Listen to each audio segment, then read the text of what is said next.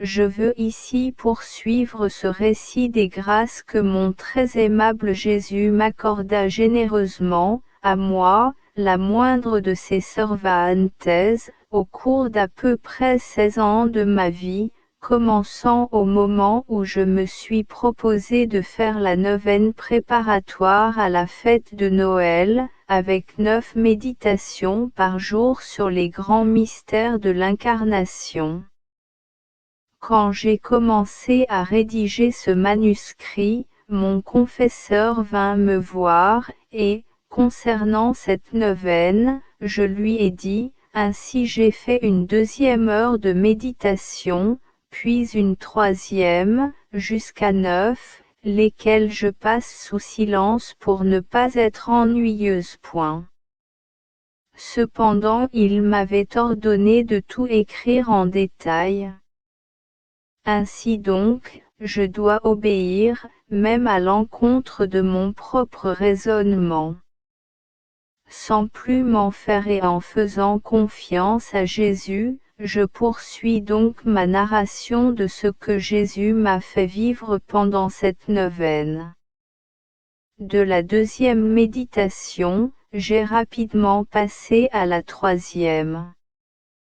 Au commencement de cette méditation, la voix à l'intérieur de moi se fit entendre et me dit : Mon enfant, mets ta tête sur le sein de ma mère et médite sur ma petite humanité qui se trouve là. Ici, mon amour pour les créatures me dévore littéralement.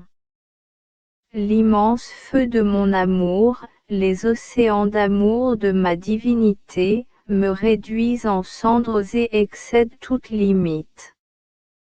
Et ainsi mon amour couvre toutes les générations. Actuellement, je suis encore dévoré par le même amour. Sais-tu ce que mon amour éternel veut dévorer ? Ce sont toutes les âmes. Mon enfant, mon amour sera satisfait seulement quand il les aura toutes dévorées. Puisque je suis Dieu, je dois agir comme un Dieu en embrassant chaque âme qui est venue, vient ou viendra à l'existence, parce que mon amour ne me donnerait aucune paix si j'en excluais une seule. Oui, mon enfant, regarde bien dans le sein de ma mère et place ton regard sur mon humanité fraîchement conçue. Là tu trouveras ton âme conçue aux côtés de la mienne, entourée des flammes de mon amour. Ces flammes cesseront seulement quand elles t'auront consumé, toi avec moi. Combien je t'ai aimé, je t'aime et je t'aimerai éternellement. En entendant ces paroles, je devins comme noyé dans tout cet amour de Jésus, et je n'aurais pas su comment y répondre si une voix intérieure ne m'avait secoué et dit : Mon enfant, cela n'est rien comparé à ce que mon amour peut faire. Presse-toi plus près de moi, donne tes mains à ma chère mère, de telle manière que tu puisses te tenir toute proche de son sein maternel. Et en même temps, attarde-toi encore à ma petite humanité, conçue là pour concevoir les âmes pour l'éternité. Cela te donnera une occasion de méditer sur le 4e excès de mon amour. Mon enfant, si tu veux passer de mon amour dévorant à mon amour agissant, tu me découvriras dans un abîme sans fond de souffrance. Considère que chaque âme conçue en moi m'apporte le fardeau de ses péchés, de ses faiblesses et de ses passions. Mon amour m'amène à porter le fardeau de chacun, parce que, après avoir conçu son âme en moi, j'ai aussi conçu la contrition et la réparation qu'il aura à offrir à mon Père. Aussi, ne t'étonne pas si ma passion fut également conçue à ce moment-là. Regarde-moi bien dans le sein de ma mère et tu découvriras combien j'y vis de souffrance. Regarde bien ma petite tête entourée d'une couronne d'épines, lesquelles, pendant qu'elles percent cruellement ma peau, me font verser des rivières de chaudes larmes. Oui, sois ému de pitié pour moi et, de tes mains qui sont libres, sèche mes larmes. Cette couronne d'épines, mon enfant, n'est autre qu'une couronne cruelle que les créatures tressent pour moi avec les pensées mauvaises qui remplissent leur esprit. Oh! Comme ces pensées me transpercent cruellement un long couronnement de 9 mois. Et comme si ce n'était pas assez, elle crucifie mes mains et mes pieds afin que soit satisfaite la justice divine pour ces créatures, elles qui circulent sur des chemins pervers, qui commettent toutes sortes d'injustices et empruntent des voies illégales pour leur profit. Dans cet état, il ne m'est pas possible de bouger, même une main, un doigt ou un pied. Je reste immobile, soit à cause de l'atroce crucifixion que je subis ou à cause de l'espace réduit dans lequel je suis. Et j'ai vécu cette crucifixion pendant 9 mois. Sais-tu, mon enfant, pourquoi le couronnement d'épines et la crucifixion sont renouvelés en moi à chaque moment? C'est que le genre humain ne cesse de concevoir des desseins cruels qui, comme des épines ou de clous, transpercent sans cesse mes tempes, mes mains et mes pieds. Jésus continua ainsi de raconter ce que sa petite humanité souffrit dans le sein de sa mère. J'en passe pour ne pas être trop longue et parce que mon cœur n'a pas le courage de tout raconter ce que Jésus souffrit par amour pour nous. Et moi je ne pouvais rien faire d'autre que de verser un flot de larmes. Cependant il me secoua et, d'une voix faible, il me dit dans l'intérieur de mon cœur: Mon enfant, j'ai hâte de t'embraser et de te retourner l'amour que tu me donnes. Mais je ne peux pas encore le faire, parce que, comme tu le vois, je suis enfermé dans cet endroit qui me garde immobile. J'aimerais venir à toi, mais j'en suis incapable puisque je ne peux pas encore marcher. Premier enfant de mon amour souffrant, viens souvent m'embrasser. Plus tard, quand j'émergerai des entrailles de ma mère, je viendrai à toi pour t'embrasser et pour rester avec toi. Dans ma fantaisie, je m'imaginais être avec lui dans le sein de sa mère et je l'embrassais et le serrais sur mon cœur. Dans son affliction il me fit une fois encore entendre sa voix et me dit: Mon enfant, c'est assez pour le moment. Va maintenant méditer sur le 5e excès de mon amour qui, malgré qu'il est rejeté, ne se retirera pas ni ne s'arrêtera. Plutôt il surmontera tout et continuera d'avancer. Entendant l'appel de Jésus à méditer sur le 5e excès de son amour, j'ai prêté l'oreille de mon cœur pour entendre intérieurement sa faible voix me dire: Observe qu'aussitôt que je fus conçu dans le sein de ma mère, j'ai conçu la grâce pour toutes les créatures humaines en même temps, pour qu'elles puissent grandir comme moi en sagesse et en vérité. C'est pourquoi j'aime leur compagnie, je veux rester en correspondance continuelle d'amour avec elles, et très souvent je leur manifeste mon amour palpitant. Avec elles, je veux être continuellement en réciprocité d'amour et partager à chaque jour mes joies et mes peines. Je languis pour qu'elle reconnaisse que la seule raison pour laquelle je suis venu du ciel sur la terre, c'est de les rendre heureuses. Et comme un petit frère, je souhaite rester avec elles et parmi elles pour recueillir leurs bons sentiments et leur amour. Je languis de redonner à chacune mes biens et mon royaume, même au coût du plus grand des sacrifices, ma mort pour leur vie. Bref, je languis de jouer avec elles et de les couvrir de baisers et de caresses amoureuses. Cependant, en échange de mon amour, je ne récolte hélas que des chagrins. En fait, il y a celles qui écoutent mes paroles sans bonne volonté, qui méprisent ma compagnie, qui se détachent de mon amour, qui essaient de m'échapper ou qui jouent au sourd. Pire, il y a celles qui dédaignent et abusent. Les premières ne sont pas intéressées à mes biens ni à mon royaume, elles reçoivent mes baisers et mes étreintes dans l'indifférence. La joie que je devrais goûter avec elles se change en silence et en rejet. Les autres, en plus grand nombre, font que mon amour pour elles résulte pour moi en larmes abondantes, lesquelles servent d'issue naturelle à mon cœur si méprisé et outragé.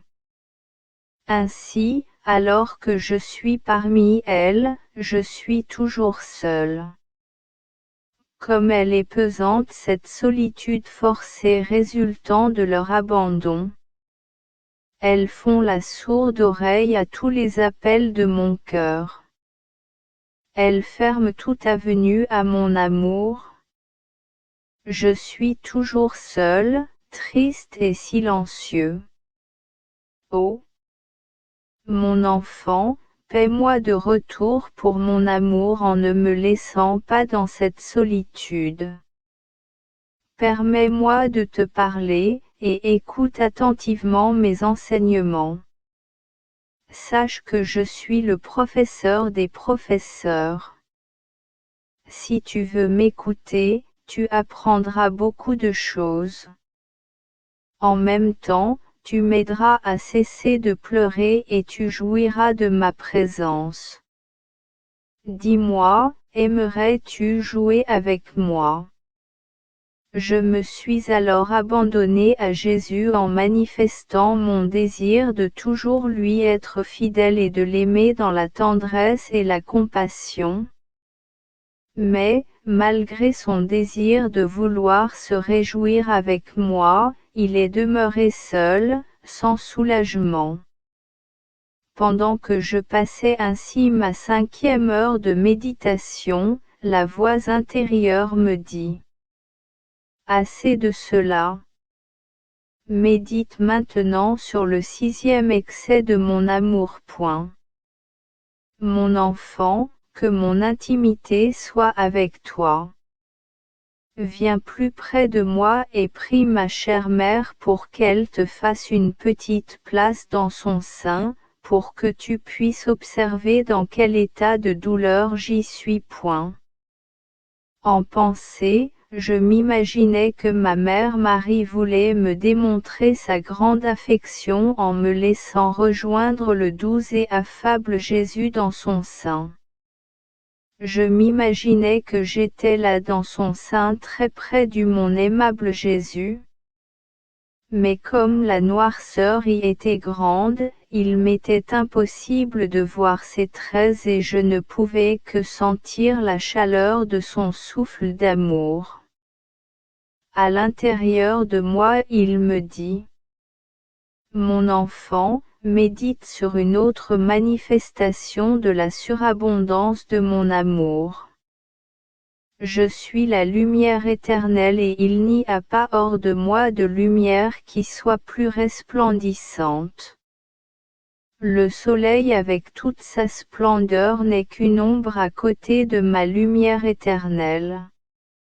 Cependant, celle-ci s'est entièrement éclipsée. Quand, par amour pour les créatures, j'ai embrassé la nature humaine. Vois-tu la sombre prison dans laquelle l'amour m'a conduit?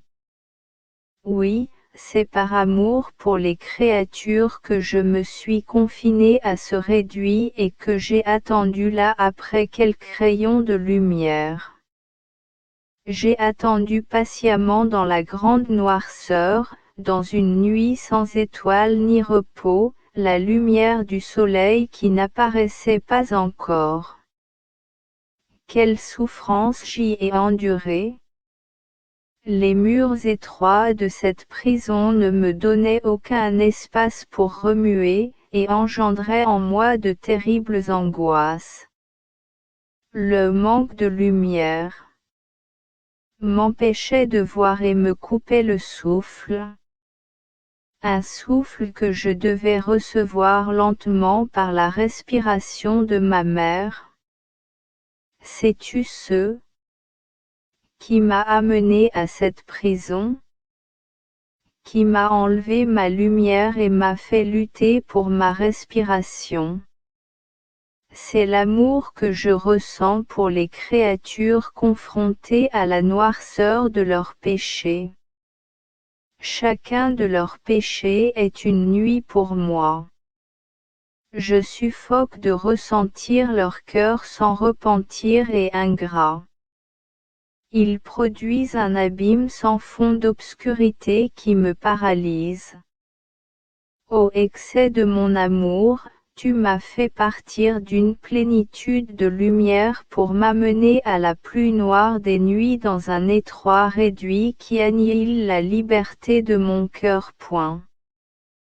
Pendant qu'il disait cela, Jésus gémissait péniblement à cause du manque d'espace. Pour l'aider, je voulais lui donner un peu de lumière par mon amour. À travers sa souffrance, il me fit entendre sa douce voix et me dit: Assez pour l'instant, passons au 7e excès de mon amour.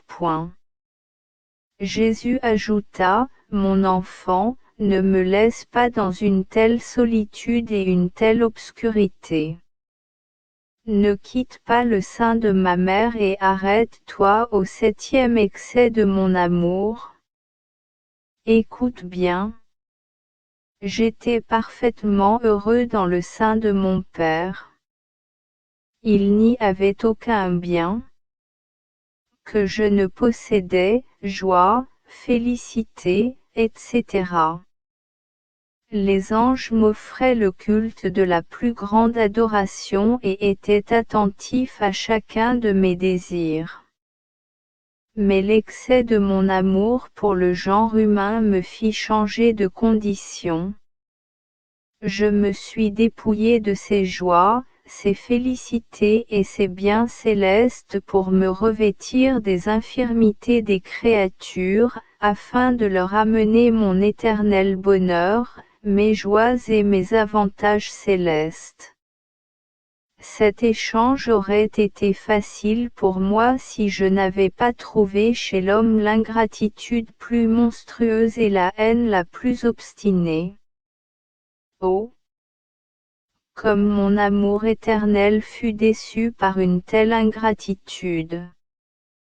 Je souffre beaucoup de la méchanceté de l'homme, qui est pour moi la plus grande et la plus pointue des épines. Observe bien mon petit cœur et vois les nombreuses épines qui le recouvrent. Observe les blessures qui font les épines et les rivières de sang qui s'en échappent. Mon enfant, ne sois pas ingrate toi aussi, parce que l'ingratitude est ce qu'il y a de plus dur pour ton Jésus. L'ingratitude est pire que de claquer la porte de mon cœur. Elle me garde dehors, sans amour et dans la froideur. Malgré la perversité du cœur de l'homme, mon amour jamais ne cesse. et il assume une attitude plus élevée m'amenant à supplier et à languir après lui. Et ceci, mon enfant, est le 8e excès de mon amour. Mon enfant, ne me laisse pas seul. Continue de reposer ta tête sur la poitrine de ma mère et tu entendras mes gémissements et mes supplications. Tu verras que ni mes gémissements ni mes supplications n'amènent les créatures ingrates à ressentir de la pitié pour mon amour bafoué. Ainsi tu me verras, encore bébé, tendre la main comme le plus pauvre des mendiants et demander la pitié et un peu de charité pour les âmes. J'espère de cette façon attirer les cœurs gelés par l'égoïsme. Mon enfant, mon cœur veut gagner le cœur de l'homme à tout prix. Aussi j'ai décidé que si, après le 7e excès de mon amour, ils font encore la sourde oreille en se montrant désintéressés de moi et de mes biens, alors je vais aller plus loin. Mon amour aurait dû s'arrêter après tant d'ingratitude. Mais non. Il veut dépasser ses limites et faire qu'à partir des entrailles de ma mère, ma voix suppliante atteigne chaque cœur. Pour toucher les fibres du cœur humain, j'utilise les méthodes les plus expressives, les mots les plus doux et les plus efficaces, ainsi que les prières les plus émouvantes. Je leur dis: Mes enfants, donnez-moi vos cœurs, qui sont miens. En échange, je vous donnerai tout ce que vous voudrez, y compris moi-même. Au contact de mon cœur, je réchaufferai vos cœurs. Je les ferai éclater dans les flammes de mon amour et je détruirai en eux ce qui n'est pas du paradis. Sachez que mon but en quittant le paradis pour m'incarner dans le sein de ma maman, était que vous puissiez entrer dans le sein de mon Père éternel. Oh! Ne trompez pas mes espérances. En voyant les créatures résister à mon amour et s'éloigner de moi, j'ai essayé de les retenir. Les mains jointes et avec mes plus tendres supplications, j'ai essayé de les gagner en disant d'une voix sanglotante: Voyez, mes enfants, le petit mendiant que je suis, qui ne fait que réclamer vos cœurs. Ne pouvez-vous pas comprendre que cette façon d'agir m'est dictée par les excès de mon amour? Pour attirer les créatures à son amour, le Créateur a pris la forme d'un petit bébé, afin de ne pas faire peur.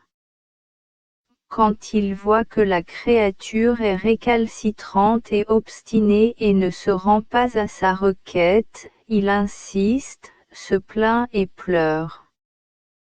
Ceci ne t'amène-t-il pas à la compassion? N'attendrit-il pas ton cœur? Mon enfant, ne semble-t-il pas que les créatures raisonnables ont perdu la raison? Alors qu'elles devraient se réjouir d'être submergées et réchauffées par les flammes de mon amour divin, elles essaient de s'en détacher en allant à la recherche d'amours bestiaux aptes à les conduire dans le chaos infernal pour y pleurer éternellement. À ces paroles de Jésus, je me sentis fondre. J'étais terrifié. Je tremblais en pensant aux dommages irréparables entraînés par l'ingratitude des hommes et à leurs éternelles conséquences. Et, alors que j'étais plongé dans ces considérations, la voix de Jésus se fit entendre à nouveau dans mon cœur. Et toi, mon enfant, ne veux-tu pas me donner ton cœur?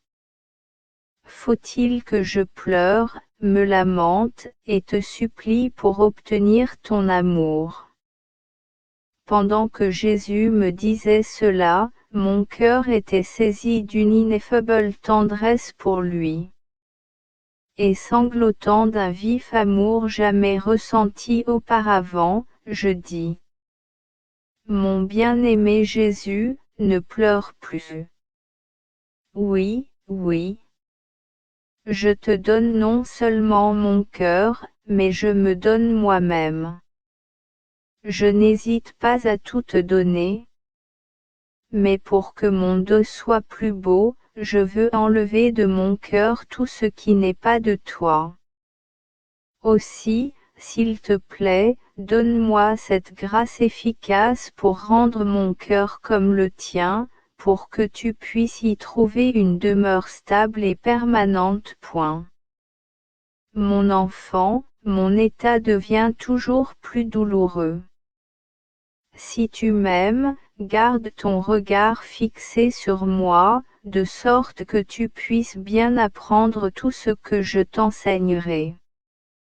Offre à ton petit Jésus un sursis pour ses pleurs et ses profondes afflictions, un mot d'amour, une caresse, un baiser affectueux pour que mon cœur puisse être réconforté par le sentiment d'un retour d'amour. Vois, mon enfant, après avoir pris connaissance des preuves de mon amour décrites par les 8 excès mentionnés jusqu'ici, l'homme devrait s'être incliné devant mon vrai et sublime amour. Plutôt, il le reçoit mal et me fait passer à un autre excès qui, s'il ne trouve pas de retour, sera encore plus douloureux pour moi. Jusqu'ici, l'homme n'a pas capitulé. C'est pourquoi je poursuis avec mon 9e excès d'amour, qui est mon très vif désir de m'échapper du sein maternel pour me mettre à la poursuite de l'homme. Et après l'avoir stoppé sur les pentes du mal, je languis de l'étreindre et de le baiser, lui si ingrat pour mon amour, pour le rendre amoureux de ma beauté, de ma vérité et de mon éternelle bonté. Ce grand dessein réduit ma petite humanité qui n'a pas encore vu le jour à un état d'agonie suffisant pour mettre un terme à ma vie. Si je n'étais pas aidé et soutenu par ma divinité, inséparable de mon humanité à cause de l'union hypostatique, sûrement que c'est ce qui m'arriverait. Ma divinité me communique des fontaines de vie nouvelle et fait que ma petite humanité résiste à l'agonie continuelle de ces 9 mois où elle se sent plus près de la mort que de la vie. Mon enfant, ce 9e excès de mon amour n'est autre qu'une agonie continuelle qui a débuté à l'instant où ma divinité a pris la forme humaine dans le sein maternel, cachant ainsi son essence divine. Si je n'avais pas ainsi caché ma divinité, j'aurais provoqué la peur plutôt que l'amour chez les créatures, qui n'auraient alors pas voulu s'abandonner à mon amour. Quelle souffrance ce fut pour moi d'attendre là pendant 9 mois. Si ma divinité n'avait pas donné à mon humanité son soutien et sa force, mon amour pour les créatures m'aurait dévoré. Mon humanité aurait été réduite en cendres. J'aurais été consumé par mon amour actif qui me fit prendre sur moi l'énorme fardeau de la punition que se sont méritées les créatures. C'est pourquoi ma vie dans les entrailles de ma maman fut si douloureuse, je ne me sentais plus capable de rester loin des créatures. Je languissais après elles pour qu'à tout prix elles viennent dans ma poitrine pour sentir mes palpitations brûlantes. Je languissais de les embrasser de ma tendre et pure affection, de telle manière qu'elle devienne éternellement seigneur de mes biens. Sache que si je n'avais pas été aidé par toi avant qu'il n'ait été le temps pour moi d'émerger à la lumière du jour, j'aurais été consumé par ce 9e excès d'amour. Regarde-moi attentivement dans les entrailles maternelles. Vois combien je suis devenu pâle. Écoute ma voix angoissée qui faiblit de plus en plus. Sens les palpitations de mon cœur qui, ayant déjà été vives, sont maintenant presque éteintes. Ne me quitte pas des yeux. Regarde-moi bien, parce que je suis mourant, oui, mourant de pur amour. À ces mots je me sentis défaillir d'amour pour Jésus. Et il se fit un profond silence entre nous deux, un silence sépulcral. Mon sang se glaça dans mes veines et je ne sentis plus mon cœur battre. Ma respiration s'arrêta et, tremblante, je me suis écrasée sur le sol. Dans ma stupeur je balbutiai. Mon Jésus, mon amour, ma vie, mon tout, ne meurs pas. Je t'aimerai toujours, et je ne te laisserai jamais, peu importe le sacrifice qu'il pourrait m'en coûter. Donne-moi toujours la flamme de ton amour afin que je t'aime toujours et que, le plus tôt possible, je sois consumé d'amour pour toi, mon éternel bien-point. Je me suis alors sentie comme morte. Jésus était déjà né à notre vie mortelle pour nous amener à la mort de notre propre volonté et, plus tard, nous donner la vie éternelle.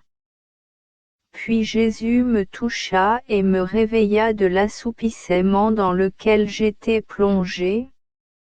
Doucement il me dit, « Ma fille, renée de mon amour, lève-toi. Élève-toi à la vie de ma grâce et de mon amour. Imite-moi en tout.